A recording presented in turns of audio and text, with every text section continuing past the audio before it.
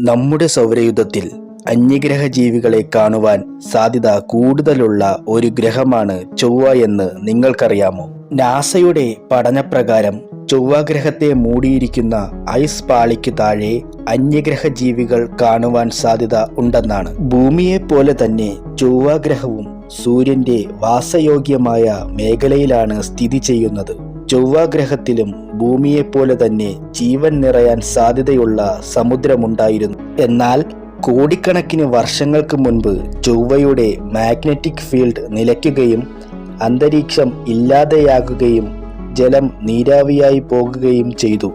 അതോടെ ചൊവ്വയിലെ ജീവസാന്നിധ്യം നിലച്ചു. എന്നിരുന്നാലും ഇപ്പോഴും പൊടി നിറഞ്ഞ ചൊവ്വയിലെ ഐസിനു താഴെ ജീവന്റെ കണിക റേഡിയേഷൻ ഏൽക്കാതെ ചെറിയ സൂര്യപ്രകാശത്താൽ ഫോട്ടോസിന്തസിസിലൂടെ ജീവിക്കുന്നു എന്നാണ് കരുതപ്പെടുന്നത്.